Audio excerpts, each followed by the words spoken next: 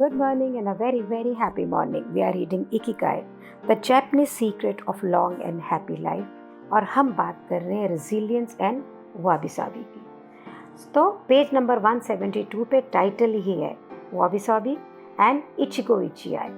सो wabi sabi एक Japanese concept है जो हमें दिखाता है ब्यूटी, खूबसूरती किसमें, फ्लीटिंग, चेंजेबल एंड इम्परफेक्ट जो नेचर है इस दुनिया की।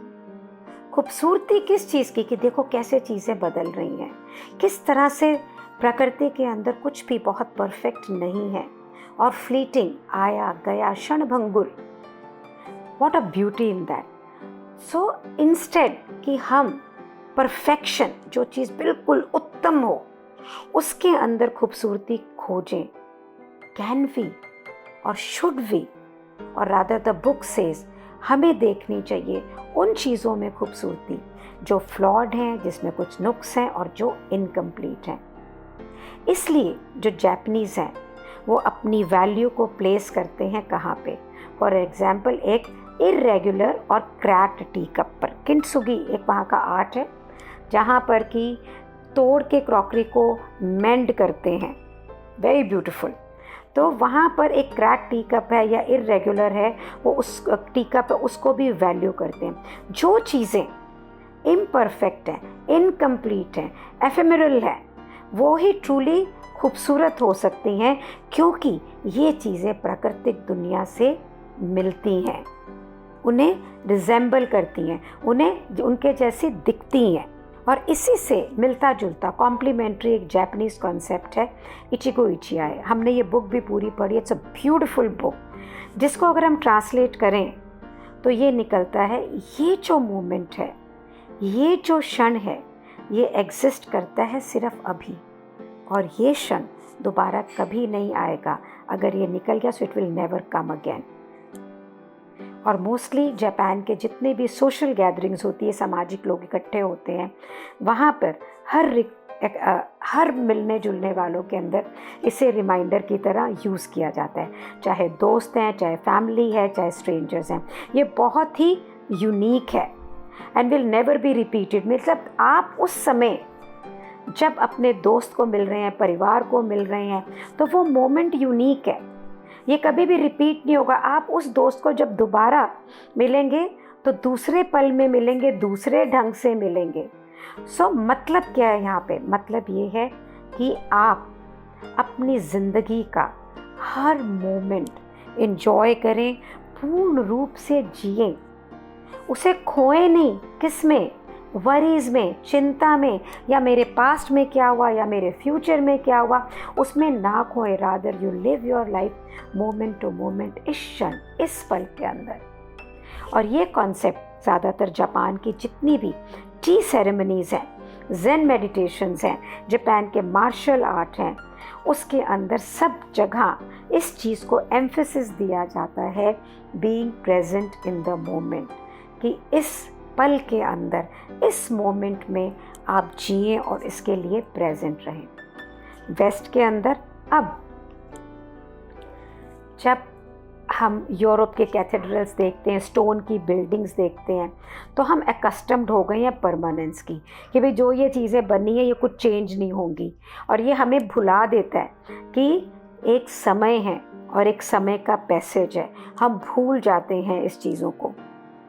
और बुक बताती है कि ग्रेको रोमन आर्किटेक्चर जो है वो एडोर करता है, पसंद करता है, बिल्कुल सिमेट्रिकल लाइन हो, शार्प लाइन हो, बहुत बड़े बड़े इम्पोजिंग फैकेड्स हो, बिल्डिंग्स हो, भगवान के स्टैचूज़ हो, जो कि सेंचुरीज़ और सेंचुरीज़ तक चलें। और इसके ऑपोजिट में जो जापानीज़ आर्किटेक्चर है, ऑन द अदर हैंड, वो कुछ भी नहीं चाहते हैं कि बहुत इम्पोजिंग हो, बहुत परफेक्ट हो, क्योंकि ये बिल्ट होता है पूरा जहाँ पे उसकी स्पिरिट, उसकी आत्मा जो है वाबी साबी में है। तो the tradition of making structure of wood presupposes their impermanence. लकड़ी तो कभी भी जीवन भर नहीं चल सकती है, तो उनके जो स्ट्रक्चर बनते ही लकड़ी में है, ताकि वो बता सकें कि जो इम्परमानेंस का है, कि जो ज़रूरत है फ्यूचर जनरेशन को, वो उसे रीबिल्ड करेगी। तो जापानीज़ कल्चर इस चीज़ को एक्सेप्ट करता है कि प्रकृति, ह्यूमन बीइंग या कोई भी चीज़ जो हम क्रिएट करते हैं वो फ्लीटिंग है, वो क्षणभंगुर है, वो ख़त्म होगी ही होगी। विपाशना हमारे इंडियन कल्चर के अंदर, बुद्धिज़्म के अंदर भी यही सब चीज़ें हैं। हम भी बोलते हैं हम चोला बदलते हैं, है ना, हम भी ये बातें करते हैं। The grand shrine of ice, वहाँ का जो एक मंदिर है वो रीबिल्ट होता है हर 20 साल में। फॉर सेंचुरी, सदियाँ हो गई हैं कि उस मंदिर को हर 20वें साल में दोबारा से कंस्ट्रक्ट किया जाता है। तो सबसे इम्पॉर्टेंट चीज़ क्या है कि हम किसी भी बिल्डिंग को जापान के अंदर कि जनरेशन टू जनरेशन खड़ा ना करें, बल्कि अपने कस्टम्स, अपने ट्रेडिशंस को प्रिजर्व करें। वो चीज़ें जो कि विथस्टैंड कर सकती हैं, रह सकती हैं with the passage of time better than structures made by human hands. Means हम उन स्ट्रक्चर्स की जगह जो इंसानी हाथ बना सकते हैं, हम उन चीज़ों को प्रिजर्व करें। हमारे ट्रेडिशंस, कस्टम्स, जो हमारी बरसों बरस की सभ्यताएं चली आ रही हैं। तो की कॉन्सेप्ट क्या है यहाँ पे कि देर आर सर्टेन थिंग्स, कुछ चीज़ें हैं जिन पे आपका कोई कंट्रोल नहीं है, जैसे कि समय का बीतना, जैसे कि प्रकृति का एफर्मल नेचर का होना, जैसे कि हमारी दुनिया हमारे पास है। तो इचिगो इचियाई हमें सिखाता है कि हम प्रेजेंट रहें, इस मोमेंट पे फोकस रहें, इस मोमेंट पे इंजॉय करें इस मोमेंट को जो कि ज़िंदगी हमारे पास लेकर आ रही है। इसलिए इम्पॉर्टेंट है कि हम अपने जीवन का जो मकसद है इकिगाई, उसे परस्यू करें।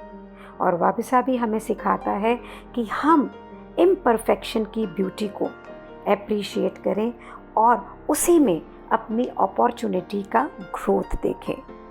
पेज नंबर 174, बियॉन्ड रेजिलियंस, कि रेजिलियंस के बाद में क्या आता है, anti fragility. As a legend goes, जैसे कि एक लेजेंड कहती है कि पहली बार जिस समय हरक्यूलिस ने हाइड्रा को फेस किया, ही डिस्पेयर्ड, जब उसको ये पता लगा कि उसके एक सर के काटने का मतलब है कि वहाँ पे 2 और वहीं पे और निकल आएंगे और उग जाएंगे और वो इस बीस्ट को कभी भी मार नहीं पाएगा। और ये हर वूंड के साथ, हर जख्म के साथ स्ट्रॉन्गर एंड स्ट्रॉन्गर होता चला जाएगा। नासिम निकोलस एक्सप्लेन करते हैं एंटी फ्रेजाइल को, चीज़ें दैट गेन फ्रॉम डिसऑर्डर, वो चीज़ें जो डिसऑर्डर, अगर चीज़ ठीक नहीं होती है उससे उन्हें प्राप्ति होती है, उससे वो फ़ायदा करते हैं। तो ये जो शब्द है फ्रेजाइल, हम कैसे यूज़ करते हैं, हम यूज़ करते हैं उन लोगों के लिए, उन चीज़ों के लिए, उन ऑर्गेनाइजेशंस के लिए जो वीक हो जाती हैं, जिसमें उनको नुकसान पहुंचाया जाता है। और शब्द रॉबस्ट या रेजिलिएंट हम उन चीज़ों के लिए यूज़ करते हैं जो कि समय के से को विथस्टैंड करती हैं और कोई भी नुकसान अगर उनके पास आता है तो उसके अंदर वो स्टैंड होती है बिना वीकन हुए, बिना कमज़ोर पड़े। पर हमारे पास में ऐसी किसी भी चीज़ के लिए शब्द नहीं है जो कि उसका नुकसान हो तो वो और स्ट्रॉन्ग होती चली जाती, यानी कि अगर किसी को नुकसान पहुंचाए वो उससे और ताकतवर होता चला जाता है। तो ऐसी पावर जिन लोगों के पास है, जैसे कि हाइड्रा ऑफ लेडना के पास थी, कि आपके पास जब नुकसान पहुंचे तो आप और स्ट्रॉन्गर होते जाएं। तो टैलिब ने प्रपोज किया एक term anti fragile. So anti fragility is beyond resilience और रोबस्टनेस, कि ये जो है एंटी फ्रेजिलिटी रेजिलियंस से भी आगे है, रोबस्टनेस के भी आगे है। जो रेजिलियंट होता है वो जो ज़िंदगी में उसे शॉक मिलते हैं, उसे नुकसान होते हैं, वो उसको रेजिस्ट करता है और जैसा है वैसा रहता है।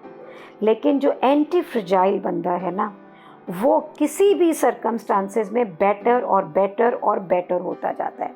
यहाँ पे ना I want to share something with you. Eckhart बहुत ही खूबसूरती से लिखते हैं कि आप किसी भी अनवांटेड सर्कमस्टांसेस, किसी भी पेन को स्पिरिचुअल एक्सरसाइज बना सकते हैं। विपाशना भी हमें ये सिखाता है लॉ ऑफ इम्परमानेंस, समता में रहना, साक्षी और दृष्टा भाव से जीवन में देखना। तो means you are not only resilient कि मेरे को कुछ होगा तो भी कुछ नहीं होगा, मैं जैसा हूँ वैसा ही रहूँगा। रादर मोर देन दैट, कि अगर कोई भी दुख आएगा, कुछ भी होगा, कमल जल में, कीचड़ में जैसे कमल है, उस तरह से मैं और ब्लूम करूँगा और खूबसूरत हो जाऊँगा। कैसी होगी ऐसी ज़िंदगी, सोचिए। Antifragile life, we can all create that. This book is all about that, how to create an antifragile life. मनन चिंतन करिएगा, ज़रूरत पड़े तो पहले के चैप्टर्स को दोबारा सुनिएगा। This whole book is teaching to live a very very powerful life. Thank you so much for creating this whole space where we are learning to be anti-fragile. Thank you so much.